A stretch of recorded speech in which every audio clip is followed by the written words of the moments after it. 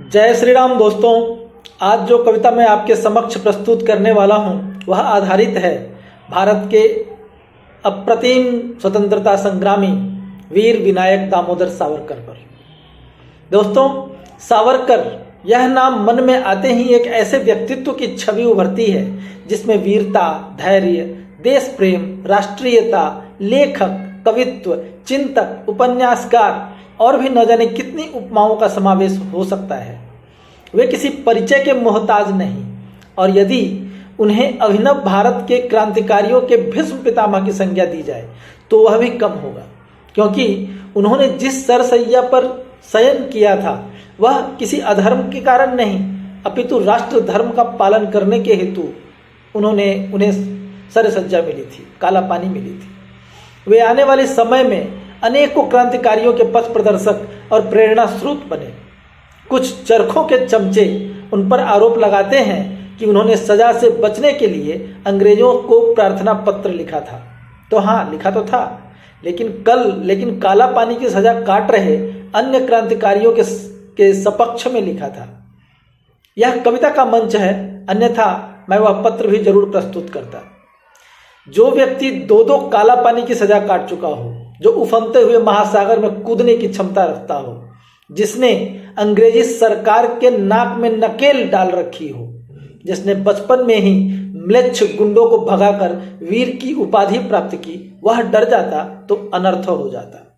जो डरते थे उन्होंने उस सिंह को पिंजरे में डाल रखा था। जो डरते थे उन्होंने जेल के नाम पर महलों में सुरा और सुंदरियों का सुख भोगा। देश की अस्मिता पर प्रश्न चिन्ह लगाने वाले साहित्य लिखे अपने अंग्रेज आकाओं के छत्र छाया में, लेकिन उस वीर को सेलुलर जेल की दीवारों पर कीलों से, कोयले से और नाखून से एक एक शब्द लिखने के लिए संघर्ष करना पड़ा। आप उनकी पत्नी के बारे में सोचिए, जिसका बच्चा अभी अभी मरा हो, और वह अपने पति को आखिरी बार जो काला पानी की यात्रा करने निकलने वाला है उससे मिलने जाती है। वह काला पानी जहां से कोई जीवित नहीं लौटता। क्या उसके अंतर्मन की थाह लगाई जा सकती है? सावरकर को वह सम्मान नहीं मिला जिसके वे अधिकारी थे। मैं समझता हूं इसका कारण उनका हिंदुत्ववादी होना था, प्रखर राष्ट्रवादी होना था। उन्होंने लुटेरों को लुटेरा और धर्म भक्षकों को धर्म भक्षक कहा। आज का सेकुलर भारत तो वैसे भी अज्ञान के कारण, गलत चुनावों के कारण, धर्म से दूर होने के कारण और अपनी असंगठित होने के कारण भी अपनी क्षमताओं से दूर खड़ा है और हाय हाय कर रहा है। एक तरफ मिशनरी तो दूसरी तरफ ईमान वाले। अगर सिर्फ यही दो होते तब भी ठीक था, लेकिन तीसरा मोर्चा बीच वालों ने भी खोल रखा है, जो सनातन धर्म का चोला तो ओढ़े हैं लेकिन है वस्तुतः वही। तो कविता का श्री गणेश करता हूं। यमुना का वह पानी क्या काला पानी था, या हिमनद सा पावन था वह बर्फानी था। यमुना अर्थात सावरकर जी की पत्नी का, धर्मपत्नी का नाम यमुना था। तो यमुना का वह पानी, तो वह पानी वीर सावरकर है। यमुना का वह पानी क्या काला पानी था, या हिमनद सा पावन था वह बर्फानी था। क्या सीता के विरह से कम उसमें पानी था, सारद सी सूखी जल उसका बलिदानी था। तट बांधे वह बैठी तप पर जो समिधासी, सत्यवान पर सावित्री की प्रेम विधासी। वह चीर प्रतीक्षित तुलसी सी करुण विदासी, वह शिव की शक्ति सी आहुति आत्मसुधासी। वह तेज तभी तो हीन हृदय का बनकर संबल, अरुण क्षितिज पर उभरापन विप्लव दावानल। दो जन्मों की कैद यही उसका अर्जित फल, पुनर्जन्म को माना आदम हव्वों का दल।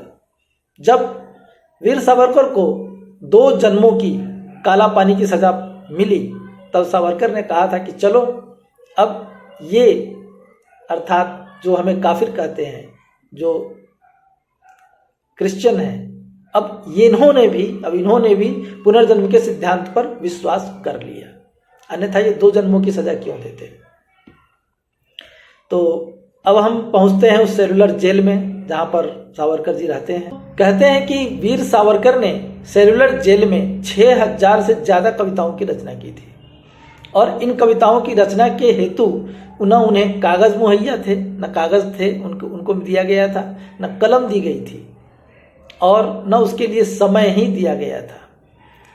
तो उस काल कोठरी में जहाँ पर सूर्य की रोशनी भी नहीं पहुँच सकती, वहाँ पर उन्होंने कविता का श्रृंगार कोयले के टुकड़ों से, कीलों से और अपने नाखूनों से किया। तो इसी भाव को व्यक्त करता हुआ यह पद्य है। आह करुणता क्या कहना कोमल कविता का, आह करुणता क्या कहना कोमल कविता का, जहाँ किरण हो कुंठित कवलित भी सविता का, कलम नहीं कारिक कीलों से कवि कलिता का, कृष्ण किया काया काला पानी सरिता का। कोल्हू के कठपट जिस रस का होकर मंथन, कोल्हू के कठपट जिस रस का होकर मंथन, काल कोठरी अंधकार जिस भाव का मंचन, उपमा जिसकी व्यथा वेदना और कुंठित मन, अलंकार जिसका विप्लव हट का आलंबन।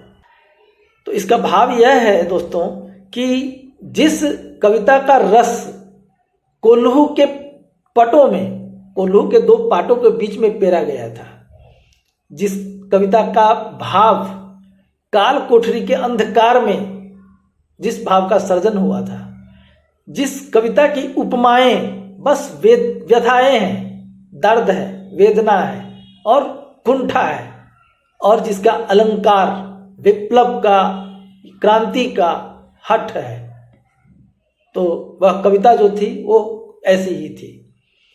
काल कोठरी के निष्ठुर निष्प्राण निविड़ में, चिंतन वहती जो आग लगा दे शत्रु शिविर में, जब छंद छंद स्वच्छंद गवा दासत्व तिमिर में, पाया होगा नव जन्म कवि उर क्रांति मिहिर में। अब हम उस प्रश्न का उत्तर ढूंढने का प्रयत्न करते हैं कि क्या सावरकर सचमुच डर गए थे। तो इसके उत्तर में प्रस्तुत है दो पद्य। गल जाता है लोहा चढ़कर जिस भाथी पर, दोस्तों भाथी कहते हैं ब्लास्ट फर्नेस को, जिसमें लोहा का रिफाइनमेंट अर्थात शोधन होता है। तो गल जाता है लोहा चढ़कर जिस भाथी पर, सर रखा सहज हंसकर मृत्यु की परिपाटी पर, चढ़ गया फांद कर निडर महासिंधु छाती पर, मृत्यु से बढ़कर क्या होगी डर की छाती पर। जो हीन और दुत्कार ग्रस्त कुंठित हिंदू थे, उस हिंदू के दामोदर थे अमृत बिंदु थे, जर्जर भारत के संजीवन पोषक इंदु थे, जो क्रांति सरित के हिमनत थे आश्रय सिंधु थे। पिंजरे में हो नर व्याघ्र व्याध फिर भी डरता है, पिंजरे में हो नर व्याघ्र व्याध फिर भी डरता है, दीपक की ज्योति से क्या सूरज जलता है, साहब के चम्मच कांटों से जिनका घर चलता है, उन घुघू के दीदों को दिनकर भी खलता है। तो दोस्तों यदि शेर पिंजरे में हो तब भी पिंजरे के बाहर खड़े स्वतंत्र लोगों को भी उस शेर से डर लगता है। सूरज कभी भी दीपक की रोशनी से जल नहीं सकता, जलना अर्थात ईर्ष्या नहीं कर सकता। उसी तरीके से जो साहब के चम्मच और कांटे थे, जो सेकुलर अपने आप को कहने में ज़्यादा फख्र महसूस करते हैं, जो सनातन धर्म से बेवजह ईर्ष्या करते हैं, द्वेष करते हैं, तो वे जो घुघू हैं अर्थात उल्लू हैं, उनकी आँखों को सूर्य पसंद नहीं आ सकता। तो विनायक वीर दामोदर सावरकर को पसंद करने के लिए आवश्यक है कि आप स्वयं भी एक राष्ट्रवादी हों। अंधेर ही है नव भारत में कायर भी पात्र प्रशंसा के, अंधेर ही है नव भारत में कायर भी पात्र प्रशंसा के, जो आत्मघात उपदेश करे आडंबर सत्य अहिंसा के, जिनका जीवन बीता आदम हव्वे की ही अनुशंसा में, जिनका जीवन बीता आदम हव्वे की ही अनुशंसा में, नगर बधू संदेह करे क्या किसी सती की मनसा में। कल्याण हेतु जब दूध दूध पानी पानी करना होगा, कल्याण हेतु अब दूध दूध पानी पानी करना होगा, घोर हलाहल को अमृत से अलग थलग करना होगा, या चरखा चरखा कर लो या क्रांति पथ धरना होगा, या चरखा चरखा कर लो या क्रांति पथ धरना होगा, या कृतज्ञ हम बलिदानी के या है कृतज्ञ कहना होगा। स्वातंत्र समर सेनाधिपति जो सूर्य प्रखर था, स्वातंत्र समर सेनाधिपति जो सूर्य प्रखर था, साहस जिसका सत सत सागर सो सक जलधर था, जो नाम कंपाता शत्रु हृदय थर थर थर थर था, वह वीर विनायक दामोदर वह सावरकर था, वह वीर विनायक दामोदर वह सावरकर था। दोस्तों, मेरी यह कविता यहीं पर समाप्त होती है। आपको यह कविता कैसी लगी अपने कीमती विचारों से मुझे अवगत करवाएं कमेंट्स के माध्यम से। यदि आपने अभी तक मेरे चैनल को सब्सक्राइब नहीं किया है तो कृपया सब्सक्राइब कर लें। वैसे भी मेरे सब्सक्राइबर्स की संख्या बहुत कम है। लाइक करें, शेयर करें, प्रसन्न रहें। फिर आपसे मुलाकात होगी अगले कविता के साथ। तब तक के लिए जय श्री राम, वंदे मातरम, हर हर महादेव।